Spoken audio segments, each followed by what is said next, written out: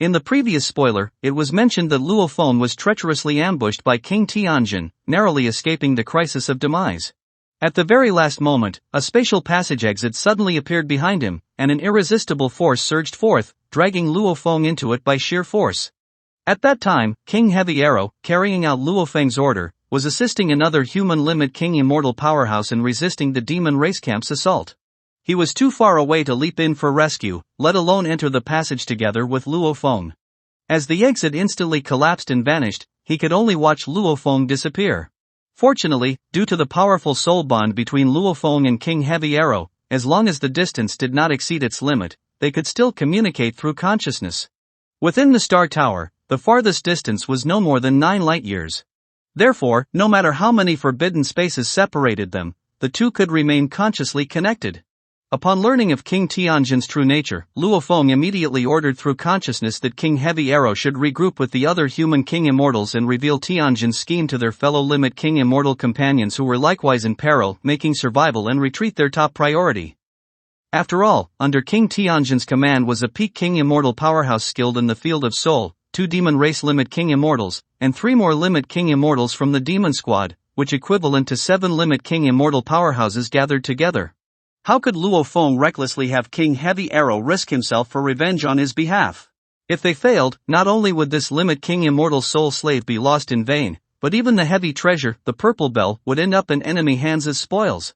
After entering the spatial passage, the strange thing was that Luo Feng did not arrive in another forbidden space. Instead, he was swept along by an invisible force through a colorful passage and carried straight into a grand hall. At the same time, a snake man being resembling Medusa appeared, claiming to be a human named Beauty. You might wonder why some lifeforms resembling humans are not considered human, while others with human bodies and beast tails are classified as part of the human race. What's even more puzzling is that beings like Beauty and Marquis Piyu, though half human with snake tails, belong to the human lineage, whereas the snake lady Luo Feng encountered on Blood River continent were classified as wild beasts. In fact, according to the setting, although each lifeform has its own unique life presence, as long as they originate from the same race, their life presences are highly similar, marking them as belonging to the same lineage. Thus, snakemen, bullmen, and monkeymen all radiate the life presence of humanity, distinct from that of other races. As for Luo Feng's golden horned beast, though it belongs to the lineage of space beasts, it carries the life presence of demon beasts. This is why the demon race has always regarded all space beasts as one of their own. However, since space beasts possess far greater size and power than demon beasts of the same rank, and refuse to be lumped together with them, they eventually became recognized as an independent race of space beasts. The mysterious powerful figure before Luo Feng, though human, naturally emanated an overwhelming aura that left him utterly incapable of resisting. Luo Feng had once personally witnessed Venerable Nine Swords in combat, and with his sharp sense for gauging the intensity of such aura, he immediately realized that Beauty's strength far surpassed Venerable Nine Swords, and fatally approached the level of Primal Chaos City leader.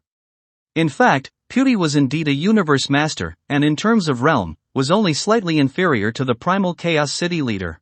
Unfortunately, the arcana-grade weapon he wielded was considered ordinary among universe masters, causing his overall combat strength to fall at least 1 tier below Primal Chaos City leader, ranking him only at a mid-level among the many universe masters. This was precisely why, after Earth, when Sitting Mountain Guest no longer intended to guide the birth of a new race, he prepared to specially forge a powerful arcana-grade treasure for Beauty. After all, as a true god-level existence, Sitting Mountain Guest, unlike the founder of Huge Axe Dojo bound by his obligations to humanity, bore no responsibility to lead a race against its enemies or toward glory. If he so wished, relying on his ability to resurrect all powerhouses below the universe master level, he could easily command those mighty races lacking a true god of their own, becoming the most dominant leader in the universe. Therefore, his disciples naturally had to be extraordinary without exception. Compared with his second disciple, Flame Emperor, the leader of the Flame God race, his first disciple, Beauty, lacked the ambition to dominate a territory and had no race to command. Thus, he lived in seclusion within humanity's territory, taking on an alias through a single clone, calling himself Tipu. To avoid exposing his connection with Sitting Mountain Guest, he deliberately disguised himself as a mere universe overlord. Yet even with such an identity, it was enough for him to stand on par with Tianshi Palace Master and be ranked among the human race's core echelon. It must be known that he was the creator of the 10,000 soul control secret technique, the very technique Luo Feng had used to enslave Irina. According to the records Luo Feng had obtained, the creator had already cultivated it to the 4th stage, allowing him to simultaneously control over 1,000 soul slaves. Theoretically, the 5th stage, though even the creator himself had never achieved it, would allow one to command 10,000 soul slaves, essentially forming a terrifying army capable of sweeping across the starfield. More crucially, since Pewdie's true level was that of a universe master rather than merely a universe overlord, it was highly possible he had already mastered the 5th stage, not merely the 4th as the records suggested. This alone showed that Pewdie's strength was far beyond imagination. Seeing Luo Feng's face full of doubt, Pewdie patiently explained everything. Only then did Luo Feng realize that making the Star Tower recognize him as its master was actually the final trial set by Sitting Mountain Guest for his future 3rd disciple. Of course, this was merely the last step before formally becoming a disciple. The reason was that Sitting Mountain Guest's true goal was to nurture someone even stronger than himself. One must understand, he had once reached the 1st rank of the God King level, and to surpass him would require achieving at least the 2nd rank of the God King level.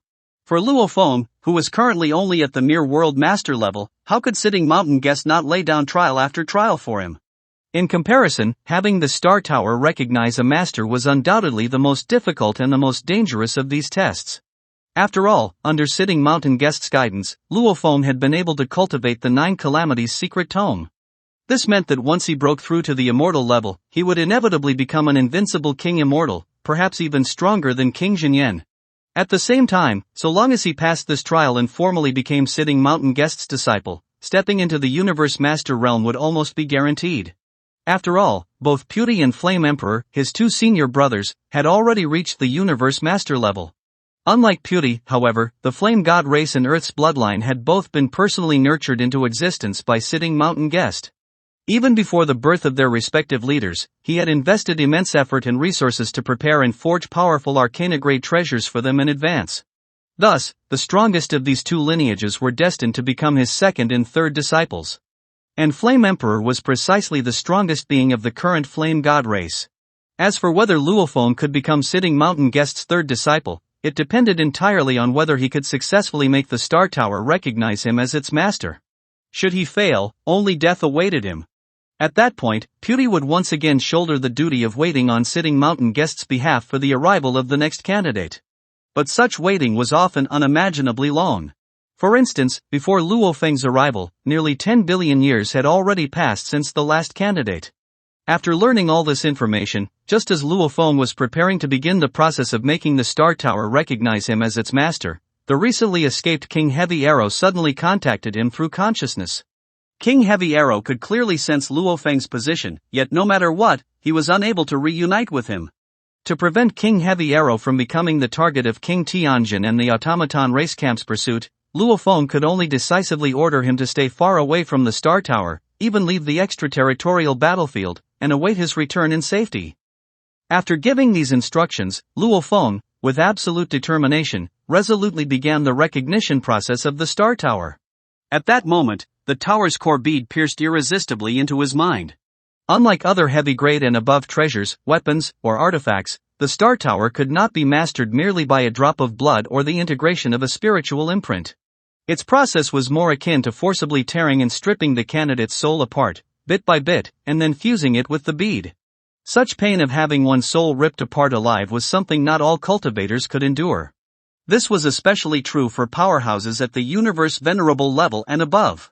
Their souls had already become perfectly fused with every cell of their bodies, further reinforced by a second strengthening from the origin of the universe, making the bond between divine body and soul incredibly solid. This was also why, the higher the level, the more astronomically valuable the treasures capable of restoring the divine body became.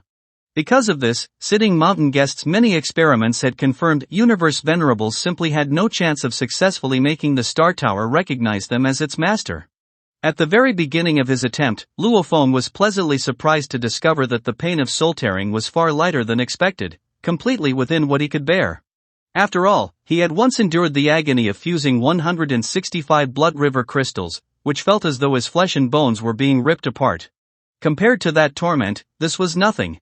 For that reason, during the first several decades of inheritance, Luo Feng could even spare the focus to log into the virtual universe to continue cultivating, or spend time with his family. However, as time passed, Luo Feng soon realized that the rate at which the pain intensified was far too rapid. According to the experiences of the two previous candidates, this inheritance process would last more than 3,000 years. If the agony continued to escalate at this pace, he had no confidence he could endure it to the very end. One must know, among the three candidates, the first not only possessed greater fortune than Luo Feng, but his state of mental cultivation had also reached the level of Lei Shen, yet even he only managed to last a little over 2,000 years. The second candidate's fortune was inferior to Luo Feng's, but his mental cultivation surpassed Hong's, and even then, after bitterly enduring for over 3,000 years, he still perished in the end. From this, it was clear that in terms of both fortune and state of mental cultivation, Luo Feng held no real advantage. If this continued, he was very likely to follow the same path of failure as his predecessors, with only death awaiting him. To increase his chances of success, Luo Feng, after much deliberation, ultimately forced himself to focus entirely on cultivating the path of the beast god, using this to temper his state of mind, hoping that the transformation of his mental state would bolster his ability to withstand the ever-mounting pain. On the other side, the primal Chaos City leader, having just experienced the treasure-snatching battle, although ultimately defeated, finally enjoyed a rare moment of leisure. Through the virtual universe, he attempted to contact Luo Feng to inquire about his situation, particularly curious as to how Luo Feng had managed to activate the King Great Armor. Yet all that greeted him was an automatic reply Luo Feng had preset, stating that he was currently in secluded cultivation. By checking through the military system, Primal Chaos City leader confirmed that Luo Feng's last login to the virtual universe had indeed been after entering the Star Tower, and so he did not press further. After all, the path of the strong could only be carved step by the cultivator himself. With unwavering focus, Luo Feng cultivated the path of the beast god. This not only allowed him to reach the high-tier king immortal realm and the fusion laws of metal and space, but also, through enduring years of soul-tearing agony, gradually strengthened his willpower. However, he failed to realize that the rate of his willpower's growth still lagged far behind the rate at which the pain intensified. After more than 2,000 years of inheritance, the agony finally began to interfere with his cultivation. At this point, though Luo Feng's body was drenched in blood and sweat from the torment of soul-rending pain, he remained unyielding.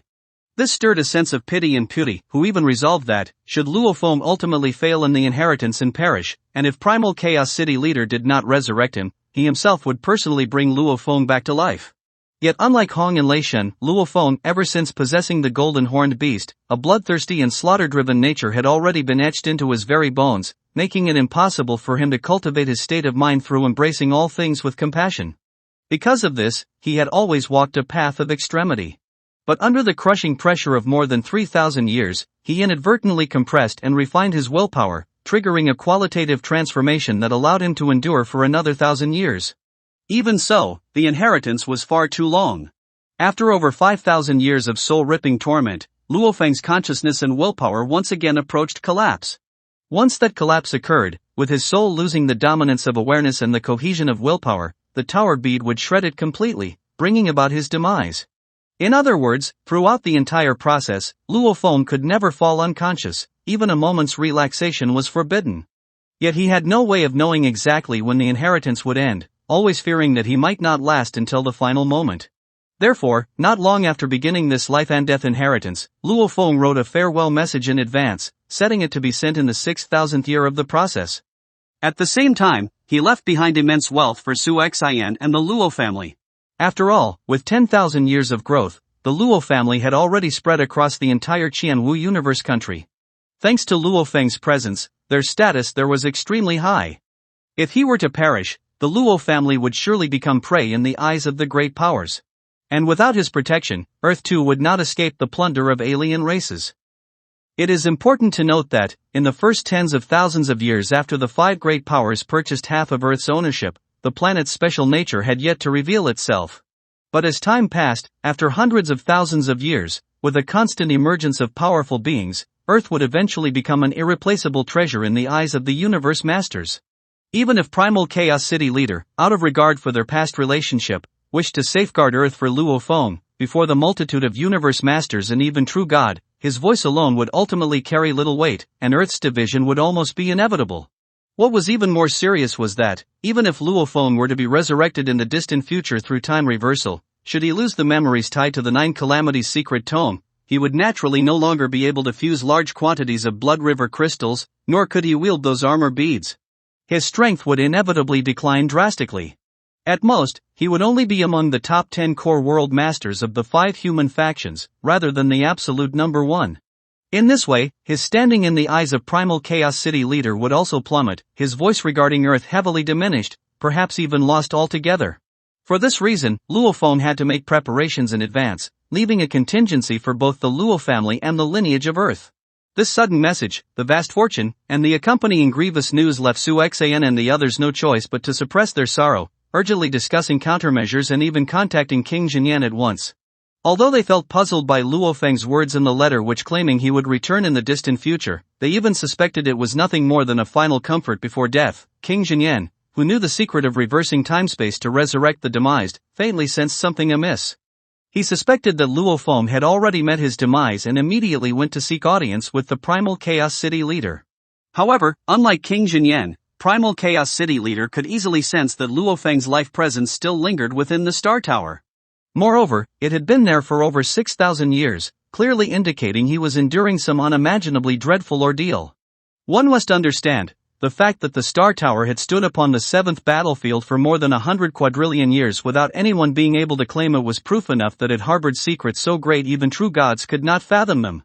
Coupled with the fact that the token he had bestowed upon Luo Feng had never been used, Primal Chaos City leader concluded that Luo Feng still had the means to endure, and thus refrained from interfering. Little did he know, more than 5,000 years of inheritance had already driven Luo Feng to the very brink. His only support was the deep longing for his family. It was precisely this obsession that forced him to persevere for centuries longer. Witnessing this, Pewdie could not bear it, and even advised him to give up the inheritance. But Luo Feng, on the verge of collapse, was already like a man clinging desperately to life. When that final obsession, too, gradually faded along with his weakening consciousness, countless forbidden spaces suddenly began to quiver and tremble, for the Star Tower had finally welcomed its true master. After more than 6,000 years, Luo Feng succeeded in completing the inheritance. At that very moment, utterly exhausted in both body and soul, he could no longer hold on and immediately fell into a deep sleep, as if slipping into death itself. He was simply too tired. After nearly 10 years of slumber, Luo Feng finally awoke. As his eyes slowly opened, a familiar, warm voice resounded. And beyond Pewdie, a colossal figure nearly 1,000 meters tall appeared before him. So, who exactly was this mysterious giant? Could Luo Feng truly take possession of the Star Tower and unleash his vengeance upon King Tianjin? Stay tuned for the next spoiler, where I will reveal everything to you. Well, that's all for this video. Thanks for watching this video. Wish you a wonderful day.